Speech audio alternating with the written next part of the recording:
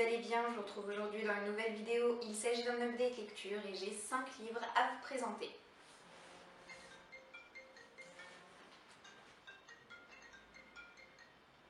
Allô? Ton quoi? Mais il est où? Bon, du coup, je vais recommencer cette prise pour la 47e fois. Le premier de ces 5 livres, je l'ai terminé il y a un petit moment maintenant. Il s'agit de Ayla and the Happily Ever After, écrit par Stephanie Perkins et sorti aux éditions Speak. Il s'agit de mon troisième livre en VO de l'année et de mon troisième livre en VO tout court, puisque j'ai commencé la lecture en anglais en début d'année. Je m'étais fixé comme challenge de lire au moins 3 livres en anglais en 2015 et avec ce dernier tome de la trilogie Compagnon de Stephanie Perkins, et bah écoutez, j'ai le plaisir de me dire que ça y est, c'est fait, pari réussi, donc je suis vraiment ravie. D'autant que c'est vraiment une série que je conseille à tous ceux qui veulent débuter en anglais. Il s'agit de romances contemporaines et comme j'ai pu vous le dire tout à l'heure, ce sont des tomes compagnons qui peuvent se lire indépendamment les uns des autres. Néanmoins, dans chaque tome, on retrouve un petit peu certains personnages des tomes précédents sous forme de clin d'œil, donc c'est sûr qu'il vaut quand même mieux les lire dans l'ordre. En ce qui concerne ce dernier tome, je l'ai bien apprécié, je lui ai mis la note de 4 sur 5. Ce que j'ai particulièrement aimé, c'est que l'histoire d'amour qui nous est présentée entre Ayla et Josh intervient au début du récit et pas dans les 3 dernières pages comme ça avait pu être le cas dans les tomes 1 et 2 où finalement on passe tout le roman à attendre qu'il se passe quelque chose et quand il se passe enfin quelque chose, 3 pages plus tard, le roman est déjà terminé, donc c'est assez frustrant. Et là, je dois dire, j'étais ravie de voir un schéma tout à fait différent. Pour vous parler en quelques mots de l'histoire, on suit Ayla qui fait sa dernière année de lycée dans un établissement américain à Paris. Elle est amoureuse depuis quelques années de Josh qui ne la regarde à peine et bien entendu le jour où il va enfin la regarder, elle ne va être que joie, bonheur, allégresse. J'ai beaucoup aimé son personnage, je l'ai trouvé rempli de failles, rempli de doutes. De ne pas avoir une héroïne parfaite en tout point me l'a rendu extrêmement sympathique. J'ai également apprécié son meilleur ami qui est autiste, qui a le syndrome d'Asperger et je l'ai trouvé extrêmement touchant au possible. C'est un personnage qui m'a marqué et qui m'a beaucoup plu. Donc voilà, j'ai trouvé cette histoire vraiment fraîche, sympathique, c'est quelque chose qui n'est absolument pas prise de tête. En ce qui concerne l'histoire d'amour en elle-même, elle était bien menée et elle était vraiment réaliste dans le sens où tout n'est pas tout beau, tout rose. La plume de l'auteur est toujours très plaisante à lire, très plaisante à suivre. Et en plus, Stephanie Perkins a réussi à me faire un petit peu voyager puisque dans ce livre-là, on n'est pas dans un lieu clos et unique. On voyage entre Paris, Manhattan et Barcelone. Voilà, c'est quelque chose que j'ai également beaucoup apprécié. Donc pour toutes ces raisons, ça a été un 4 sur 5 pour moi. J'ai ensuite lu en lecture commune avec Althea et Béa un livre dont je vous parle beaucoup en ce moment puisque j'essaie de vous le faire remporter en concours. D'ailleurs, sachez que le concours se terminera demain à minuit, donc si vous voulez participer, n'hésitez pas, il est encore temps. Donc j'ai lu le tome 2 de Meg Corbin, écrit par Anne Bishop et sorti aux éditions Milady, qui s'appelle Volet Noir.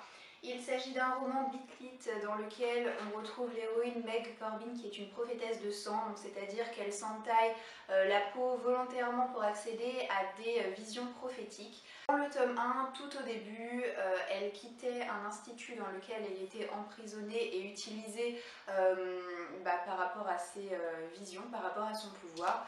Donc elle s'enfuyait de ce fameux institut et elle trouvait refuge dans un enclos peuplé par les autres. Les autres en fait c'est tout un ensemble de créatures surnaturelles qui possèdent pour la plupart une forme humaine et une forme surnaturelle et pour autant ils n'ont absolument aucune humanité en eux. Et pourtant c'est tout un panel de personnages auxquels je me suis énormément attachée et encore plus dans ce tome 2. Donc le monde leur appartient et ils concèdent volontairement quelques territoires aux humains qu'ils considèrent un petit peu comme du bétail, assez insignifiant. Et Meg, quand elle va rentrer à l'intérieur de leur enclos, va vraiment bousculer toutes leurs habitudes, toute leur façon de penser. Et voilà, c'est vraiment un roman que je trouve extraordinaire. J'ai beaucoup aimé ce tome 2.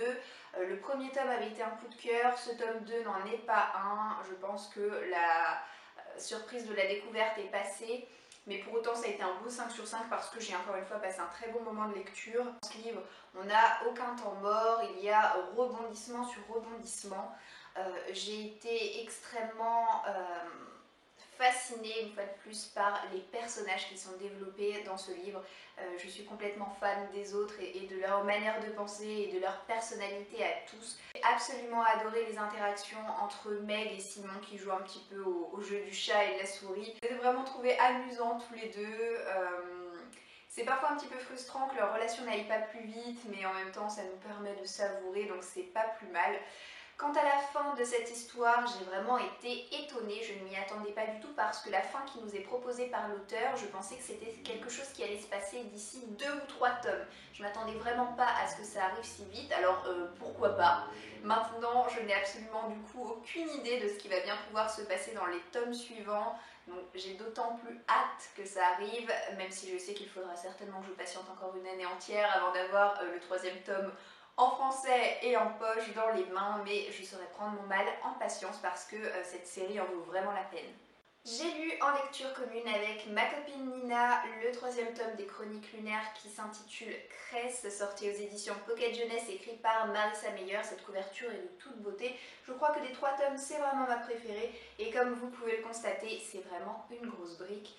Je vous le dis tout de suite, je n'entretiens pas le suspense davantage, ce livre a été un beau coup de cœur pour moi et croyez-moi, je n'y attendais pas parce que j'avais passé un bon moment de lecture en compagnie du tome 1, un bon moment de lecture également en compagnie du tome 2, mais aucun des deux n'avait été de coup de cœur. Je n'étais absolument pas préparée à en ressentir un pour ce 3e tome, mais la surprise n'en a été que meilleure puisque je trouve que c'est une série qui se bonifie vraiment avec le temps.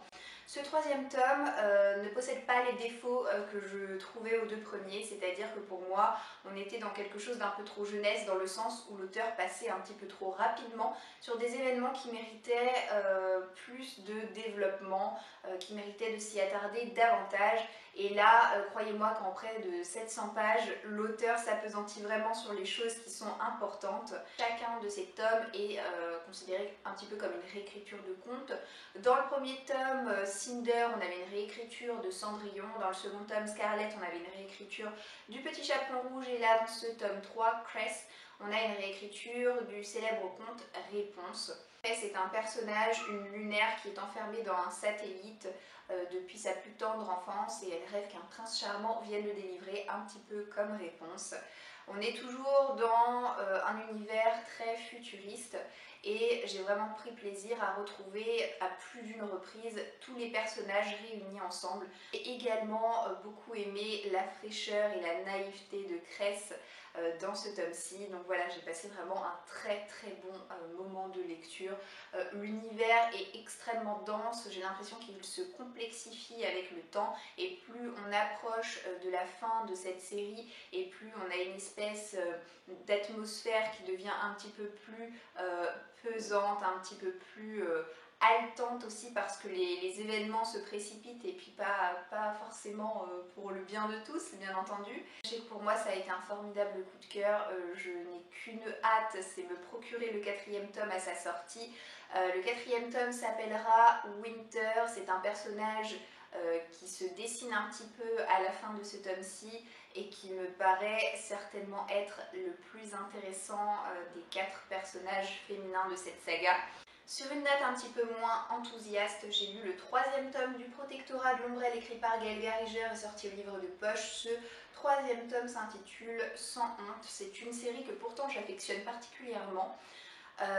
J'étais donc ravie de lire ce 3e tome ce mois-ci. Malgré tout, je l'ai trouvé vraiment un cran en dessous des 2 premiers. Donc je ressors un petit peu mitigée de cette lecture à laquelle j'ai quand même mis la note de 3 sur 5. Et dans du steampunk, l'héroïne s'appelle Alexia. C'est une paranormale, c'est-à-dire que d'un simple contact, elle réussit à rendre un être surnaturel à sa forme humaine. Ce qui m'a pas trop plu dans ce tome-ci, c'est que l'héroïne n'est pas avec son mari, elle est séparée physiquement de lui et elle lui en veut énormément à cause d'un événement qui s'est passé dans le tome 2, tout à la fin du tome 2 et qui m'avait vraiment laissé sur les fesses pour le dire poliment. Alexia a pris la décision de quitter le domicile conjugal et de partir en Italie accompagnée de son valet Flout. ainsi que de l'inventrice française Madame Le Fou, qu'on a de plus en plus l'habitude de croiser maintenant dans cette série. Donc elle laisse Conal Macon tout seul chez lui, essayer de se bourrer la gueule autant qu'il peut en fait, hein, voilà. Le fait qu'ils ne soient pas ensemble, ça m'a vraiment manqué parce que ce qui me plaît, c'est de les voir s'échanger des réparties plus cinglantes les unes que les autres. Il y a une espèce d'humour tout le temps dans cette série et vraiment leur réplique, c'est le sel en fait de la série du Protectorat de l'Ombrelle. Ce qui m'a également un petit peu déplu, c'est que l'intrigue en elle-même, ça ne vole pas très haut, je l'ai trouvé moins recherché que d'habitude par l'auteur, voilà, ça m'a tout simplement un petit peu moins intéressée. Je tarde quand même de mettre le nez dans le 4e tome.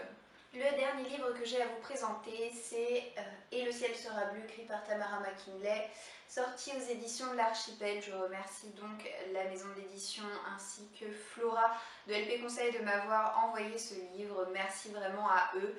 Alors, je vous en ai un petit peu parlé lors de mon dernier book haul en vous disant que c'est un roman historique que au premier abord, je ne pensais pas accepter cet envoi. C'était une période où j'avais un peu besoin de sortir de ma zone de confort, de changer un petit peu de ce que j'ai l'habitude de lire et vraiment je ne regrette pas parce que j'ai beaucoup apprécié ce livre auquel j'ai mis la note de 4 sur 5.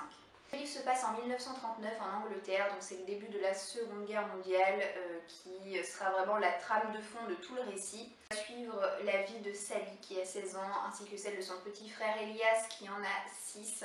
Tous les deux vont quitter leur ville lors d'un programme d'éloignement mené par les autorités pour tout simplement essayer d'échapper au maximum au bombardement et les mener à la campagne pour essayer de se faire un petit peu adopter par un tuteur ou une tutrice le temps que les choses se tassent au niveau de la guerre. Malheureusement, Elias a été atteint de polio, du coup il en a gardé des séquelles physiques et lorsqu'il va arriver à Cliff Haven, qui est une ville en bord de mer, la plupart des couples ne vont pas souhaiter l'adopter jusqu'à ce qu'arrive Madame Reilly, qui est la gérante d'une pension et qui va adopter à la fois Sally et à la fois son petit frère. Cette femme a vraiment le cœur sur la main, elle va tout de suite leur offrir un toit ainsi que son cœur. Je l'ai trouvée touchante au possible. De manière générale, j'ai énormément apprécié les personnages de cette histoire. Je les ai trouvés tous très simples dans leur façon d'être et de se comporter, à se serrer les coudes.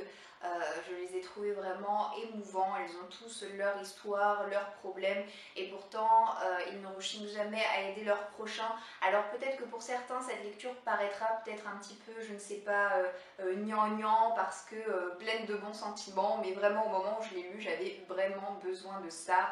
Alors bon, on a quand même le stress de la guerre qui est là, des bombardements qui ont lieu assez fréquemment et de plus en plus fréquemment d'ailleurs, où toute la petite famille est obligée de cesser ses activités pour aller se réfugier dans un abri souterrain le temps que les choses se tassent un petit peu.